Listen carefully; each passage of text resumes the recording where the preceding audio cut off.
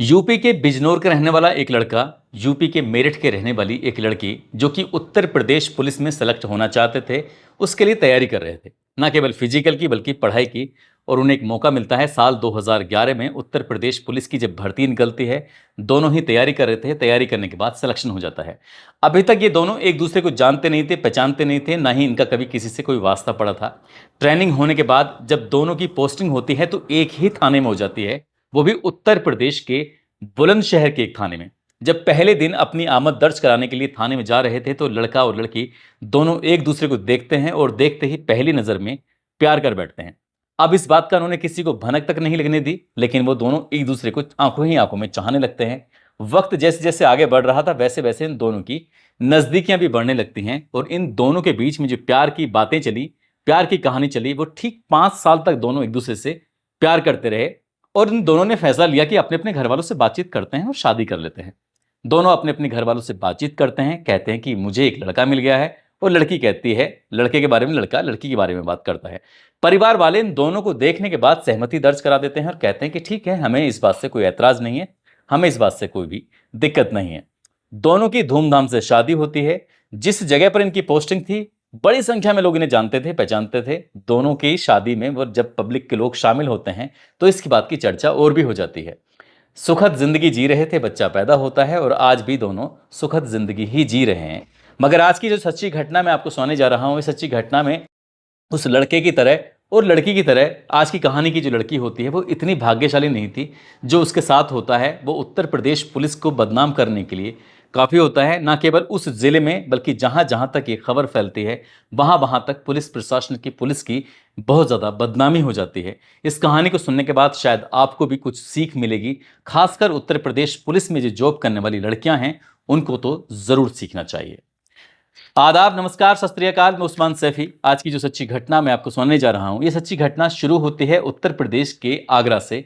आगरा के रहने वाली एक लड़की जिसके पिता तो खत्म हो जाते हैं, लेकिन वो अपनी माँ के साथ रह रही थी और वो शुरू से ही पढ़ने में बहुत ज़्यादा होशियार होती है।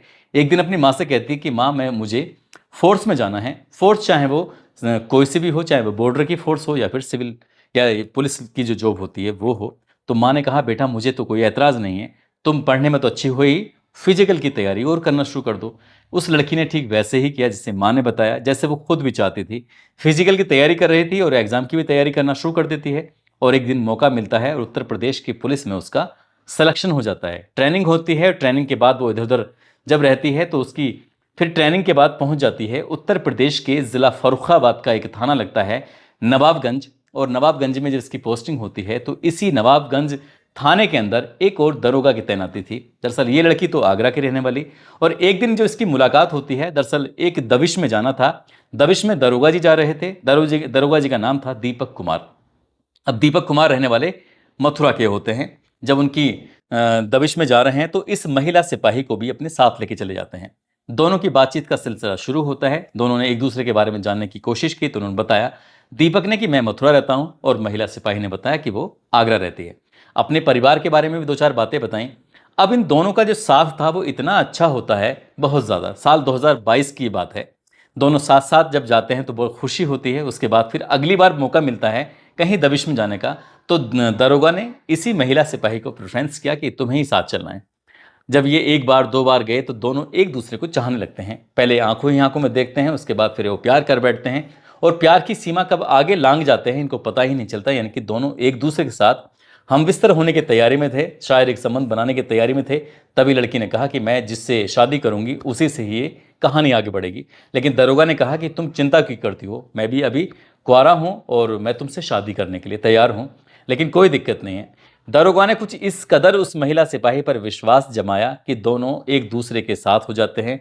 अब जब भी मौका मिलता था वो एक दूसरे के साथ फिजिकल हो जाया करते थे। अब चाहे वो दबिश में रहें या फिर तैनाती के दौरान रहें। और धीरे धीरे करके आगे वक्त बढ़ने लगता है।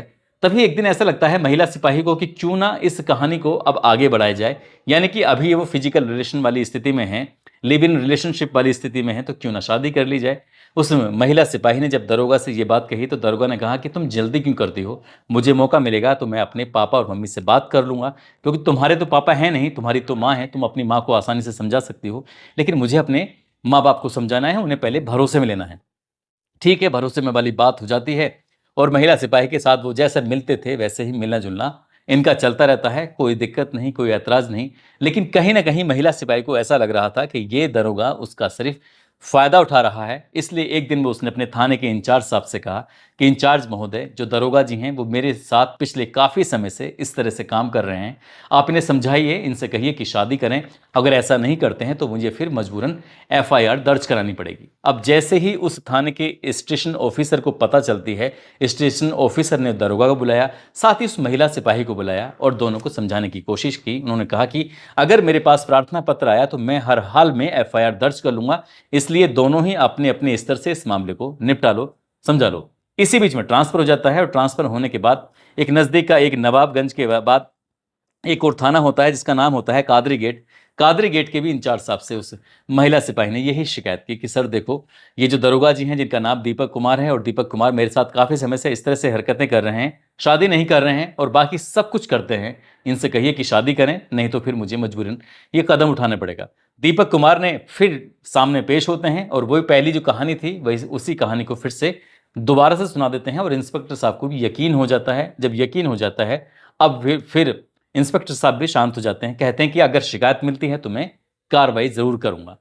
अब अगली बार उस महिला सिपाही को लगता है कि वो लगातार उच्च अधिकारियों से बातचीत कर रही है लेकिन कोई सुनने को तैयार नहीं है। तब वो सर्किल ऑफिसर के पास जाती है और सर्किल ऑफिसर यानी कि सीओ डीएसपी साहब से जब जाके बात कहती है कि डीएसपी साहब, ये दरोगा जी मेरे साथ कुछ काफी समय से ऐसा कर रहे हैं, शादी के लिए बात करती हूँ लेकिन सुनते नहीं है। सीओ साहब ने भी इस मामले को सख्ती से गंभीरता से लिया और उस दरोगा की जितनी क्लास लगा सकते थे उतनी क्लास लगाई और कहा कि जितनी जल्दी हो सके तुम इस मामले को निपटाओ, शादी करो और अपनी जिंदगी को बसाओ और अपने से खुश रहो, क्योंकि दोनों एक दूसरे को जानते हो, पहचानते हो, काफी लंबा समय तुम्हें हो चुका है, काफी लंबे समय से तुम एक दूसरे के साथ हो। अब जब दरोगा जी की इस तरह की बात थी तो दरोगा जी ने अब सोचा कि किस तरह की तरकीब से यहां से निकला जाए, बचा जाए। इसी बीच में सिफारिश करते हैं और सिफारिश करने के बाद नवाबगंज थाने से वो अपना ट्रांसफर करवा लेते हैं कादरी गेट थाने में, क्योंकि लगभग ये बताया जाता है फरवरी 2024 में ये ट्रांसफर करा लेते हैं। शायद पुलिस वालों को भी, उच्च अधिकारियों को ऐसा लग रहा था कि ये दूर दूर हो जाएंगे तो हो सकता है कि इनके बीच में जो विवाद है वो भी खत्म हो जाएगा। लेकिन दूर भले ही गए थे लेकिन ब्लैकमेलिंग का जो सिस्टम चल रहा था, ब्लैकमेलिंग उसने करना बंद नहीं किया था, यानी कि दरोगा उस लड़की से मिलता रहा। एक दिन ऐसा होता है कि दरोगा अपनी ही माता और पिता को, दोनों को, इस लड़की से मुलाकात कराता है, महिला सिपाही से।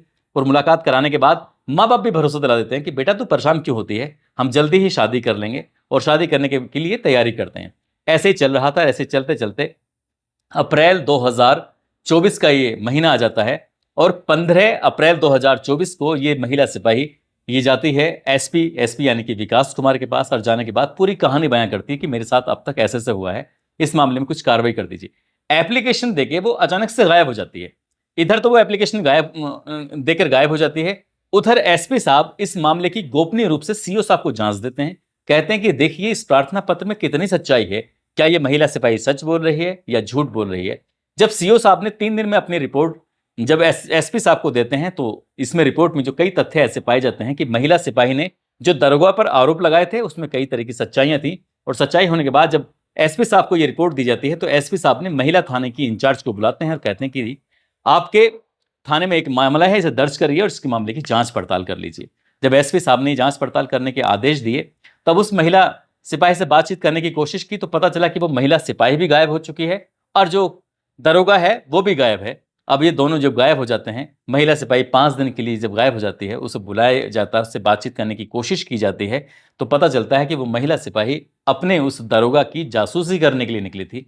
और ऐसा पता चलता है कि 20 अप्रैल 2024 को उस दरोगा ने, क्योंकि खुद को तो रहने वाला है मथुरा का और उसने एक अलीगढ़ की रहने वाली एक लड़की से वो शादी कर लेता है। उस लड़की के जो पिता हैं वो दरोगा हैं ऐसा बताया जाता है, वो भी उत्तर प्रदेश पुलिस में ही उनकी पोस्टिंग है। जब लड़की को ये बात पता चलती है तो लड़की का दिल टूट जाता है, वो परेशान हो जाती है, रो रो कर उसका बुरा हाल हो जाता है।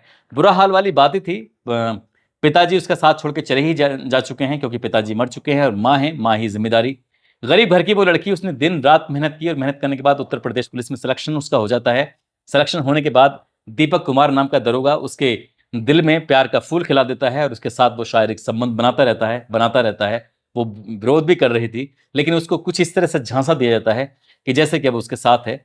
अब ना केवल उसने उसको धोखा दे दिया, पहले शादी का का भरोसा दिलाया कि मैं तुमसे शादी करूंगा, और उसके साथ वो शारीरिक संबंध बनाता रहा, और मौका पाते ही उसने एक अलीगढ़ की लड़की से शादी भी कर लेता है। हालांकि जब मेरी इस मामले में अधिकारियों से बातचीत चल रही थी तो अधिकारियों ने कहा कि अगर इसमें जांच में सच्चाई पाई जाती है, दरोगा दोषी पाया जाता है, तो दरोगा को जेल भेज दिया जाएगा। हालांकि जो एसपी विकास कुमार की जो रिपोर्ट है वो रिपोर्ट इलेक्शन कमीशन को भेज दी गई है, क्योंकि इस वक्त चुनाव आचार संहिता लगी हुई है, क्योंकि लोकसभा चुनाव चल रहे हैं। इसलिए डीएम हो या एसएसपी हो, वो अपने स्तर से कार्रवाई नहीं कर सकते, इसलिए इलेक्शन कमीशन ही इसमें कार्रवाई करेगा।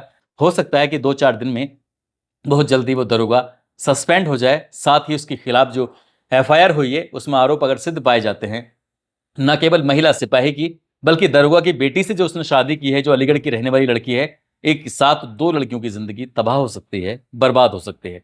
दोस्तों, इस पूरे घटनाक्रम को सुनाने का उद्देश्य किसी को परेशान करना नहीं है, किसी का दिल दुखाना नहीं है, बल्कि आपको जागरूक करना है, आपको सचेत करना है। हालांकि 19 अप्रैल 2024 को इस मामले में एफआईआर दर्ज हो चुकी थी सीओ साहब की रिपोर्ट के बाद, और अभी इसमें फाइनल रिपोर्ट नहीं लगी है, चार्जशीट अभी कोर्ट में नहीं गई है। कोशिश तो यही है कि चार्जशीट जितनी जल्दी हो सके उतनी जल्दी चली जाएगी। मगर दोस्तों, इस कहानी को सुनाने का उद्देश्य सिर्फ और सिर्फ ये है कि उत्तर प्रदेश पुलिस हो या फिर कोई अन्य फोर्स हो या फिर अन्य, चाहे वह सरकारी या गैर सरकारी संस्थान हो, जहां पर लड़कियां नौकरी किया करती हैं, वहां पर उन पर नजर रखने वाले न जाने कितने लोग होते हैं, जो उन्हें अपने प्रेम जाल में, अपनी बातों में, अपने मीठी मीठी बातों में फंसाने की कोशिश करते हैं। न जाने कितनी लड़कियां ऐसी हैं जो शोषण का शिकार हो जाती हैं, और जब वो जगती हैं, जब उन्हें पता चलता है, तब बहुत देर हो चुकी होती है, और तभी से कोई ना कोई कहानी बन के तैयार हो जाती है जो आप तक पहुंच जाती है। कभी भविष्य में किसी लड़की के साथ ऐसा ना हो, इसलिए वो सतर्क रहें, सचेत रहें, और किसी भी ऐसे बनने वाले प्यार से वो बचने की कोशिश करें, क्योंकि घर वालों की मर्जी से या फिर अगर सही व्यक्ति का चुनाव करके अपनी जिंदगी को आगे बढ़ाएंगे तो बहुत ही अच्छा रहेगा। प्यार करना भी कोई ऐसा बुरी बात नहीं है। जाते जाते आज भूपेंद्र सिंह जो अलीगढ़ के रहने वाले हैं, सलमान शेख, महेंद्र वासुदेव, बॉबी संत कुमार मिश्रा, शिव चरण, हर्षवर्धन शर्मा, गुलनाज परवीन, अमन रियाज, आनंद देव पांडे, रंजन कुमार, नरेश कुमार, श्रीकांत, उम्मेद गुज्जर, विक्की कुमार, नेहा शर्मा, सरफराज शेख, भोला राजभर, आरती, इन लोगों ने नाम लेने की अपील की थी। आप सब लोग अपना ख्याल रखें, सुरक्षित रहें। जय हिंद, जय भारत।